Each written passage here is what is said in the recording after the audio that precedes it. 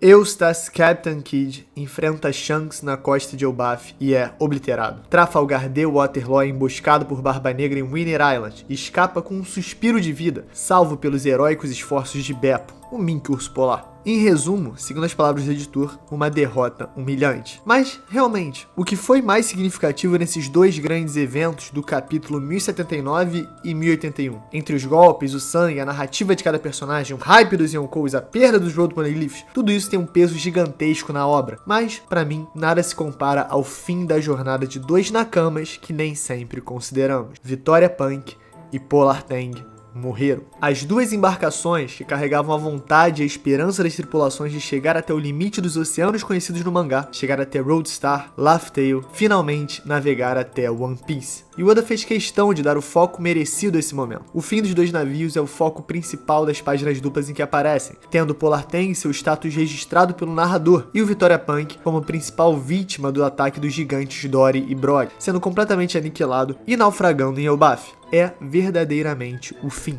Sem seus respectivos navios, mesmo que sobrevivam, como esses capitães podem seguir suas jornadas? O Kid foi verdadeiramente obliterado. Não sabemos nem se o usuário da Jiki Jiki no Mi sobreviveu à maldição do oceano. O Law escapou com vida, mas agora tá sem a sua tripulação, sem o seu submarino, completamente isolado, contando com um Beppo exausto e ferido para sua proteção, no mínimo até que possa se recuperar de seus terríveis ferimentos. Nós acompanhamos essas duas tripulações desde a introdução dos supernovas em Sabaody, no capítulo 498, intitulado de Os 11 Supernovas. Vivemos toda uma saga ao lado de Law, passando por Punk Hazard, Dressrosa, Zou e One, conhecendo as suas maiores ambições, seus maiores fracassos e agora a sua maior derrota. Conforme o Polar Tang submerge involuntariamente, eu me pergunto, tá, mas e agora? Porque a simetria entre Kid e Law sempre aconteceu. Não só cada um estando lado a lado com Luffy em frente ao leilão de humanos lá em Sabaody, mas durante toda a história, o Oda gostou de trabalhar esses personagens e seus crescimentos para chegarem juntos em algum lugar. Talvez para que chegassem juntos em seu ápice. Juntos. Kid e Law derrotaram o Yonkou, uma pirata que aterrorizava e comandava os mares desde a época de Rocks, responsável por ter dado os poderes para a criatura mais forte do mundo, Kaido, além de gananciosamente estar se posicionando para dominar uma nova era de violência ao lado do Yonkou, o dragão azul, talvez um pouco carpa. Com o despertar, com os seus poderes, eles conseguiram. Mas depois, de maneira praticamente espelhada, ambos também encontraram seu fim. Law usou o Krum, sua habilidade mais poderosa contra a Barba Negra, e perdeu. Kid usou o Damned Punk, a mesma que causou dano irreversível em Big Mom em Wano, e foi aniquilado. A simetria é inegável, mas ela nunca foi perfeita. Law sempre foi um personagem mais presente, mais completo, com ambições que se desenvolveram e mudaram com a história. Um D, que ainda promete mudar o futuro, enquanto Kid nunca chegou a alcançar o potencial que a maior recompensa da pior geração prometia em Sabaody. Hoje, vamos analisar os paralelos entre esses personagens, o que o futuro guarda pra eles e as mensagens deixadas nas entrelinhas dessa jornada por Eiichiro Oda. Fala galera, Chapéu aqui, eu sou o Derek. Deixa o like, por favor, eu me esforcei. Esse vídeo eu fiz sozinho, então se você puder deixar o like, se inscrever... Ah, Derek, não fez mais sua obrigação. É verdade, então deixa o like. Chega de zoeira. Alanzito, você é o craque. Chama Lavinete.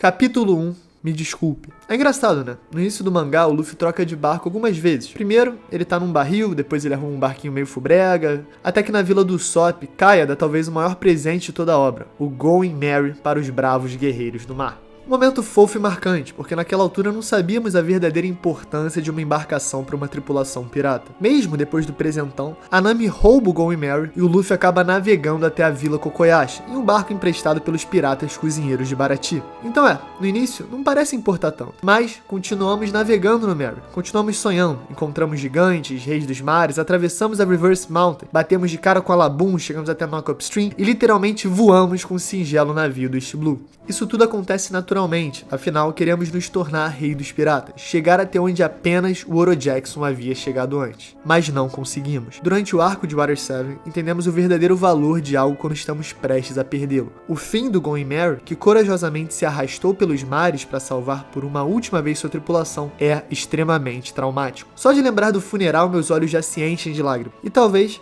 Se você lembrar do que sentiu quando viu o corajoso navio ser tomado pelas chamas na primeira vez, os seus também se enchem. Nesse momento, nós verdadeiramente entendemos que aquilo não é só o fim de um navio, um meio de transporte que se tornou obsoleto e teve que ser substituído. Naquele momento, através das memórias e das emoções, Oda realmente consegue representar a morte de um grande companheiro.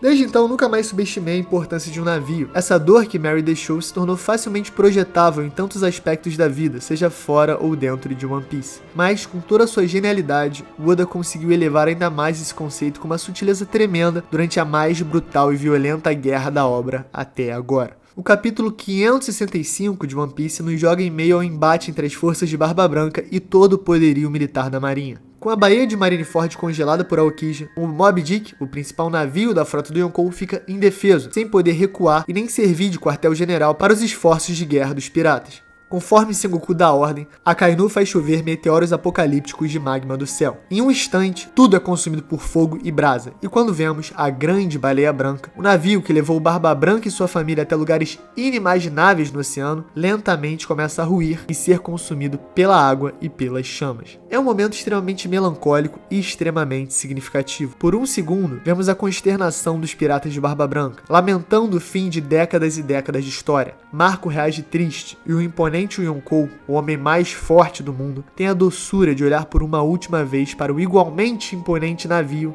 ruindo e pedir: me desculpe. Ele sabia que isso poderia acontecer. Ele também não pensava em voltar. A essa altura, Barba Branca estava disposto a sacrificar o que fosse necessário para salvar Ace, e o naufrágio do Moby Dick representa isso melhor do que qualquer coisa. Então, pensando criticamente, aliás, não. Essa é só sentir no coração. Quando seu navio submerge, o capitão submerge junto. O fim do Moby Dick também representou o fim simbólico dos piratas do Barba Branca. Edward Newgate sabia que, de um jeito ou de outro, aquele era o fim. Porque, mesmo que conseguissem resgatar o Ace, eles precisariam de um novo começo, uma nova direção. Um caminho em que o filho de Roger pudesse se tornar rei dos piratas. Ok, mas o que isso tem a ver com Kid Law? Tudo, né? Parte 2. Acabou. O fim do seu navio representa o fim de sua jornada em One Piece. Salvo um recomeço, como foi com o incrível nascimento do Thousand Sunny pelas mãos de Iceberg e Frank, os lendários carpinteiros do mar, nós sabemos o significado metafórico do naufrágio da sua embarcação assinatura. O que me leva a pensar no futuro. Se o Vitória Punk e o Polar Tang não vão mais levar Kid Law até o fim de suas jornadas, o que sobra para os capitães? Como sempre, Oda tratou com nuance e detalhes a jornada desses dois capitães. Sabemos todo o backstory do Law através de seu flashback, e uma parte bem razoável do Kid pelo que foi contado no SBS. Ok, deixa eu resumir pra quem não sabe. Kid nasceu em uma ilha sem nome no South Blue, que era comandada por gangues de criminosos. Em certo momento, 4 gangues controlavam as ilhas, comandadas por Kid, Killer, Hit e Wire. Kid e Killer eram bem próximos, mesmo sendo líderes de gangues rivais, mas uma tragédia os uniu de vez. Os dois eram muito amigos de uma menina chamada Victoria Shiriton Doruyanaika, a ponto de desenvolverem um crush romântico nela. Mas, de maneira brutal, um membro de uma gangue matou a garota, o que gerou a fúria de Kid e Killer, que conseguiram unir as 4 facções e vingar a morte de sua amiga. No fim, seu nome batizou o navio dos piratas do Kid, o Victoria Punk, que carregava todos os sentimentos, negativos e positivos, que levaram esse bando a se unir e querer se vingar do resto do mundo,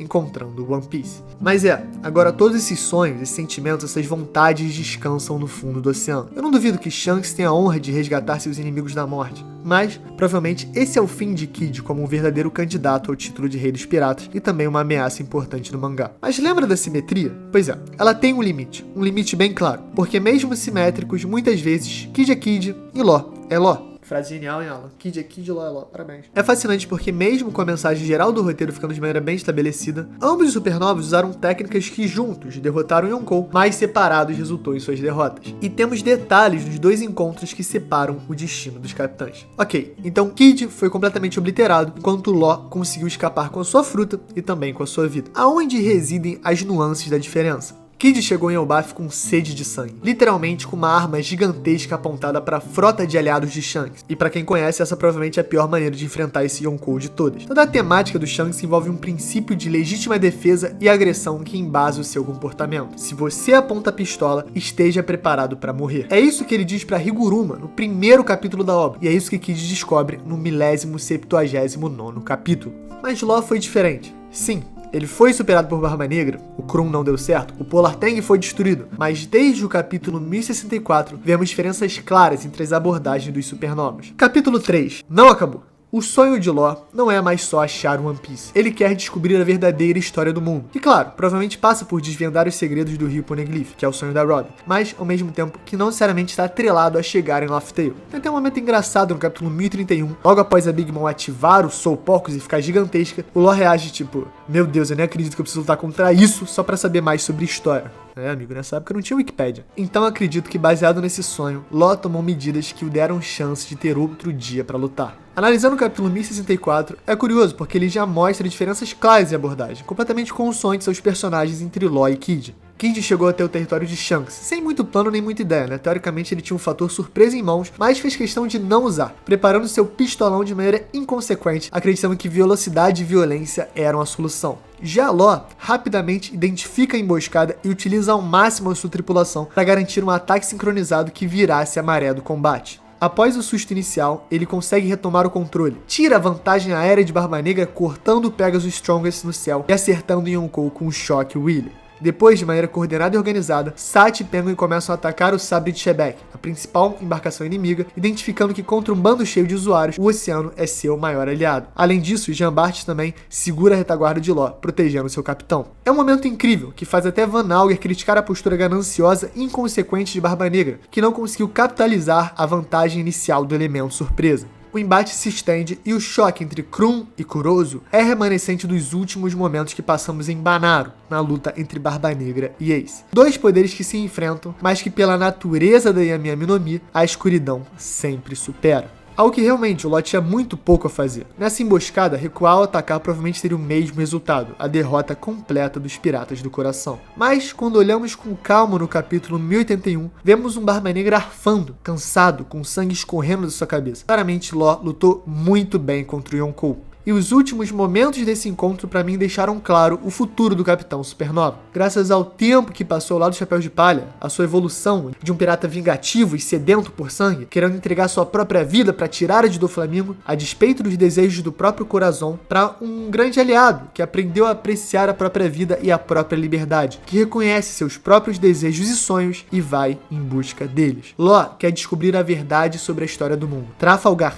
de Waterloo escapou das garras de Barba Negra, então é claro que ele ainda vai ter um papel relevante na obra. E simbolicamente, sendo salvo pela amizade entre os Piratas do Coração e os Chapéus de Palha. Afinal, Beppo usa o medicamento feito pelo Chopper para que ele pudesse despertar o modo Sulong, o que foi um momento vital do combate que tornou possível que a dupla escape com vida. Se não existe dúvida, as palavras finais do capítulo do Mink Urso Polar podem mover montanhas. Eles lutaram tanto e tanto, certamente não vão morrer agora. Esse foi o vídeo, galera. Me conta aí o que vocês acham. O que vocês acham que o futuro guarda pro Law e também pro Kid. Eu tô bem curioso, né? Eu acho que o Oda estabeleceu muito bem como esse desenvolvimento que a gente teve próximo ao Law no mangá, né? Vendo ele em Dressrosa, em Zoe, etc. Fez o personagem ter um destino diferente do que seria reservado normalmente pra um Capitão Supernova que enfrenta o Yonkou, como a gente viu com o Kid. Então, gente, por favor, se vocês puderem, deixa o like, compartilha com alguém se você curtiu, tiver alguém pro lado. E aí, esse vídeo foi maneiro? Olha esse vídeo. E é isso, meu nome é Derek.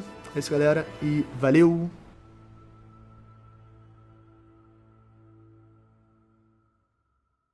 Pode palha secreto. Rachou a lente da minha câmera. Não a lente, né? Tipo assim, rachou a proteção de vidro do iPhone. E tá um buraco. E eu tô levemente deprimido. Eu quis levar no técnico, mas hoje é sexta, é feriado, então não pode. É isso, né? É doido, porque é só um celular, mas me deixou meio chateadaço, assim, na verdade. Porque não é só questão de ter quebrado, mas eu sinto que eu não cuidei direito. Porque quando eu vi, eu nem vi quando quebrou. Meu celular cai volta e meia, mas realmente essa foi um baque duro. Mas acho que é isso, não faz diferença no final das contas, né? O que adianta eu ficar me julgando e ficar triste, sendo que o bagulho já foi. Por isso que às vezes tem pessoas que são meio tantando a cabeça que não ficam presas no passado nunca. E eu acho que eu admiro um pouco. O Luffy é um pouco assim também, né? E é muito intenso, é muito maneiro. Enfim, esse é o Pode Palha Secreto, eu vou consertar o celular, vai dar tudo certo. É isso que eu tenho que me contar. E eu vou contar isso pra vocês também. Contei. É isso, galera. Valeu!